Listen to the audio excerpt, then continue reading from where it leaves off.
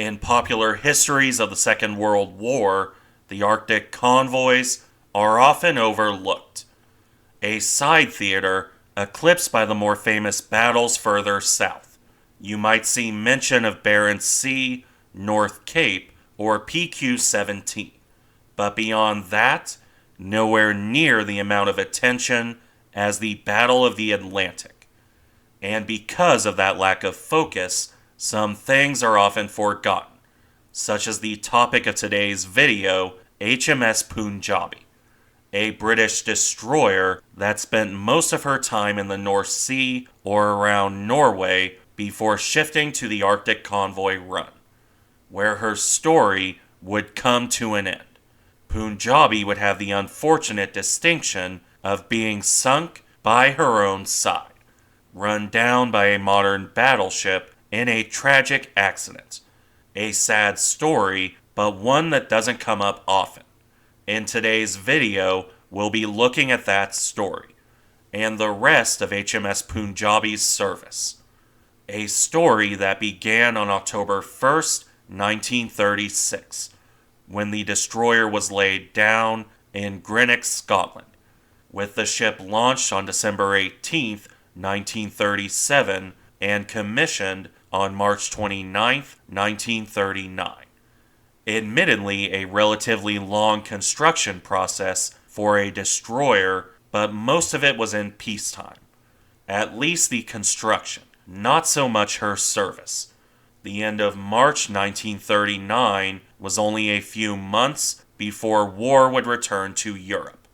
When you take into account working up and training, Punjabi would have only a couple months of peacetime service. She joined the Royal Navy formally in April 1939, with only one major note during her peacetime duty, the rescue operation for HMS Thetis. That submarine sank on her own trials on June 1st, 1939, with the loss of 99 men between the crew and yard workers aboard the boat. Punjabi had relatively little to do during this, with the ship returning to the fleet on June 4th. By September, the destroyer would be at war, in the aftermath of Germany's invasion of Poland, a war that would see heavy losses of British destroyers, particularly Punjabi's tribal-class sisters. Those ships are famous in the naval history community, quite possibly the most famous of any British destroyers. And this is for good reason. The tribals were often in the thickest fighting. Some of them, such as HMCS Haida, entered into naval legend. Considering these were powerful warships, that isn't surprising.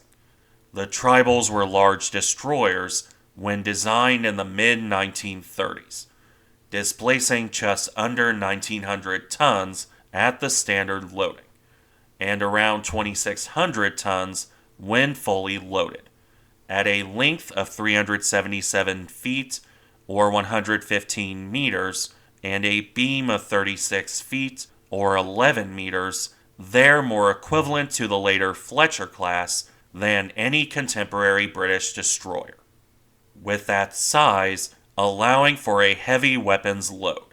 4 twin gun mounts, each carrying 2 4.7-inch or 120mm guns. These were carried in 2 superfiring pairs, one on the bow and one on the stern. The tribals are commonly known for their guns, and this is why, along with the fact they only carried a single set of torpedoes. A quadruple mount carried after the funnels for a total of 4 torpedoes. These were gunboats more than torpedo boats. As designed, the weaponry was rounded off by anti-aircraft guns, split between a single quadruple 40mm pom-pom mount and 2 quadruple 50 caliber machine guns. Of course, over the course of the war, this would be reinforced. The aft superfiring mount was replaced by a single twin 4-inch mounting, a better anti-aircraft weapon, even if it lost a bit of surface firepower.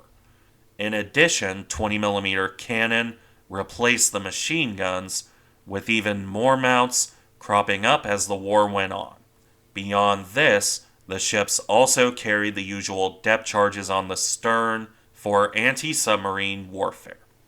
With all of this pushed through the water at 36 or so knots by 44,000 shaft horsepower through 2 shafts. And with that finishing off the design details, let's return to service. As I noted, Punjabi didn't really have peacetime service.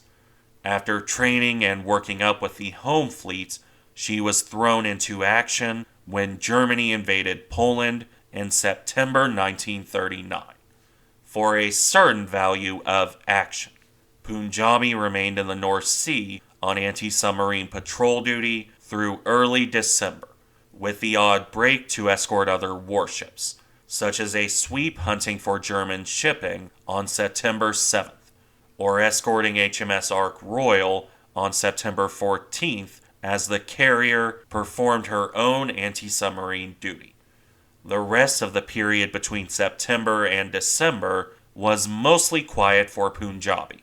She would continue to patrol for U-boats and support attempts to catch German shipping, such as a larger sortie on October 8, 1939, that came to nothing, or October 7th, depending on the source.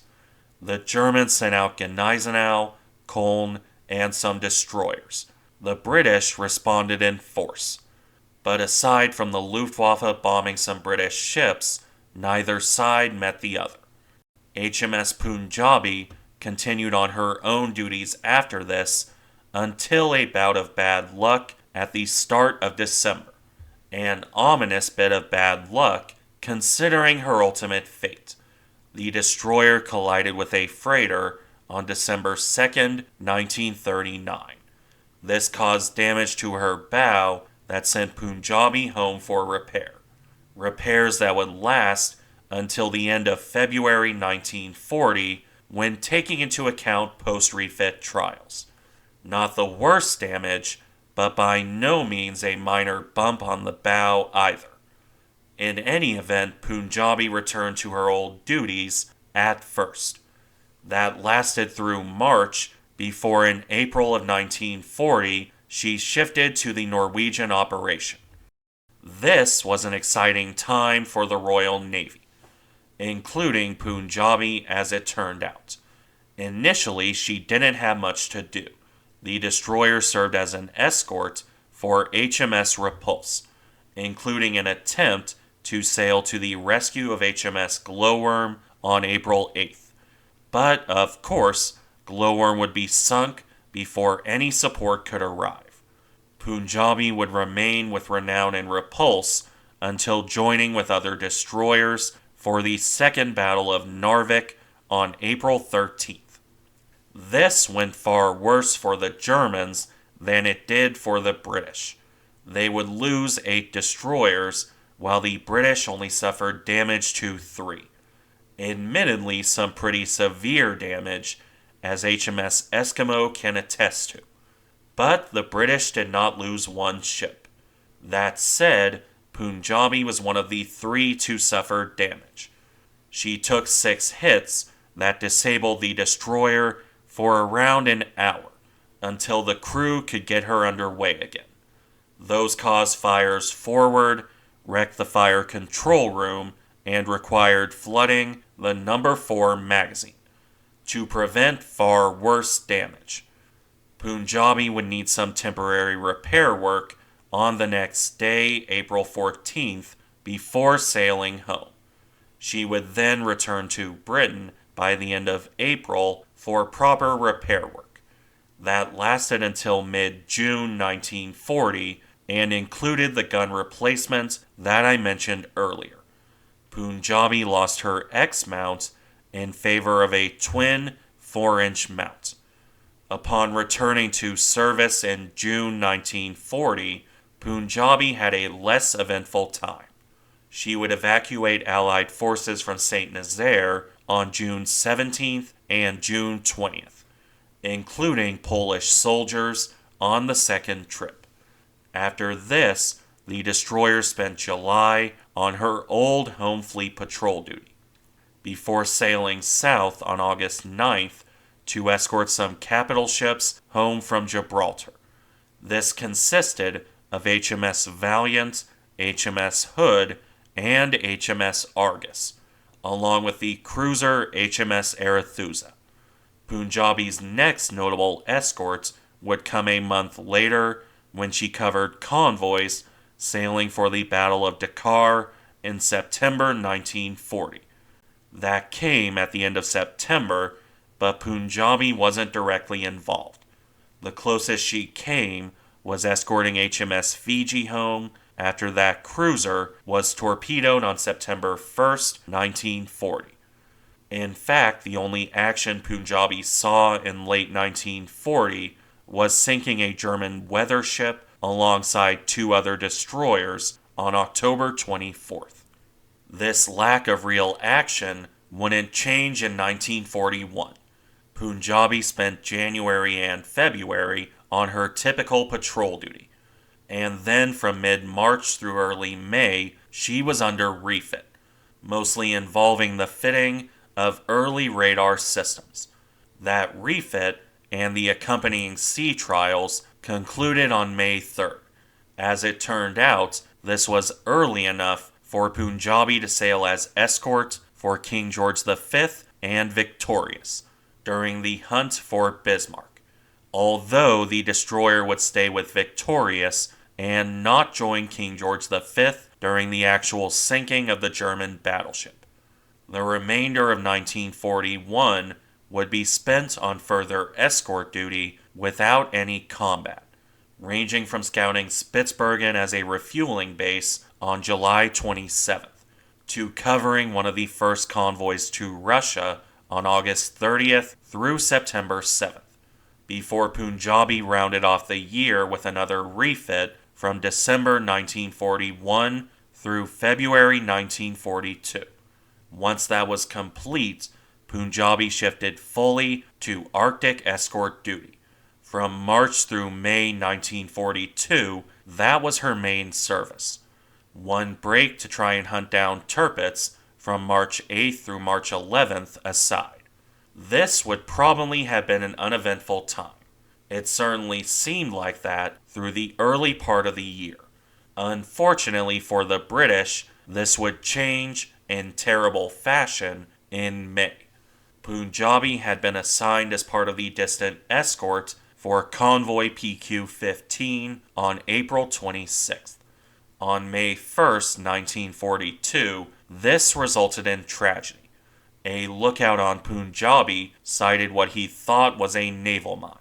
He called this out, and the captain, unable to see anything, made the snap decision to turn. If it was a mine, the destroyer, sailing at over 20 knots, would have very little time to dodge. Better safe than sorry, as it were. Except in making the 15-degree turn to port, Punjabi was anything but safe. The destroyer cut across the bow of HMS King George V, the very battleship she had escorted during the hunt for Bismarck.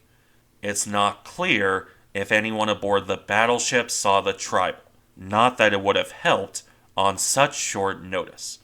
King George V sliced Punjabi in half. The bow section remained afloat long enough for 169 men to be rescued. Another 40 were picked up from the freezing water. But the stern section, that sank quickly, and anyone inside it would be lost when the depth charges went off under the oncoming battleship USS Washington. Fortunately, damage to the battleship was minimal. Unfortunately, Punjabi lost 49 of her crew, and King George V suffered severe damage to her bow as well. But the worst thing about all of this, no other ships or lookouts reported mines. This tragic accident likely resulted from a tired lookout mistaking something in the water for a mine, if indeed there was anything in the water at all, and 49 men would be lost to that one mistake. Thank you for watching. Remember to like, comment, and subscribe if you enjoy the content, and I'll see you in the next one.